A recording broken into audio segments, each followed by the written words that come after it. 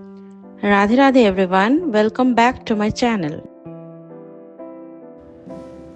आजकल वर्कलोड इतना ज़्यादा बढ़ गया है कि हम पुरानी रेसिपीज़ को भूलते जा रहे हैं। हालांकि खाने में वही ज़्यादा अच्छी लगती हैं, लेकिन समय ज़्यादा लगता है तो हम बनाना छोड़ देते हैं, कभी कभार बनाते हैं। लेकिन अगर हम सही तरीके से प्लानिंग करें ना, तो ये रेसिपीज़ भी हम मिनटों में बनाकर तैयार कर सकते हैं। इसके लिए बहुत ज़रूरी है एक प्लान बना लेना।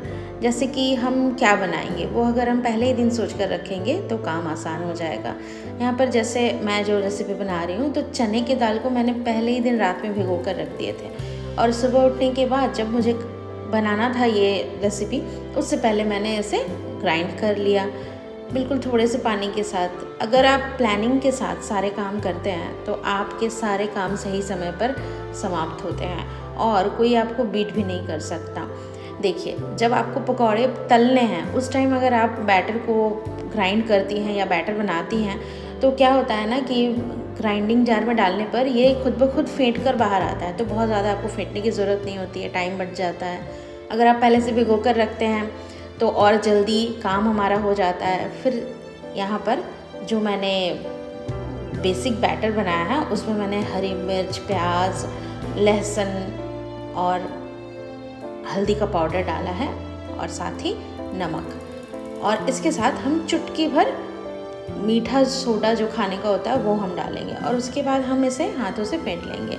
अब अगर मैं इसे पहले ही फेंट कर मतलब बैटर बना कर रख दूँगी तो क्या होगा कि पकौड़े तलते समय मुझे और भी ज़्यादा इसे फेंटने की ज़रूरत पड़ेगी, थोड़ा ज़्यादा टाइम देना पड़ेगा।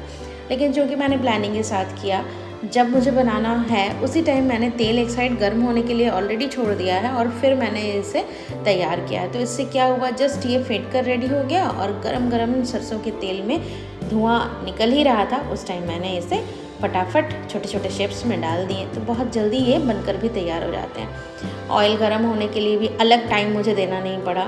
जिस टाइम पे मैं बैटर रेडी कर रही थी, इस मिक्स को रेडी कर रही थी, उसी टाइम में तेल भी गर्म हो गया, तो टाइम और बच गया। और ये ना अच्छे से गर्म करके अगर हम तेल में डालते हैं तो ये बिल्कुल भी नीचे से चिपकते नहीं हैं, और बहुत जल्दी बिल्कुल कुरकुरे क्रिस्पी फ्राई होकर उठ भी जाते हैं। बस नॉर्मल से तरीके से आज मैं बना रही हूँ ये रेसिपी। ये भी मेरी नानी की ही रेसिपी है। नानी पहले के समय में ना बेसन से बनाए हुए चीज़ों को लोग बहुत ज़्यादा पसंद नहीं करते थे, तो दाल को भिगोकर फिर बनाते थे, और पहले तो बहुत मुश्किल होता था क्योंकि सिलबट्टे पर उसे पीसना होता था। आज तो हमारे पास मिक्सर ग्राइंडर है।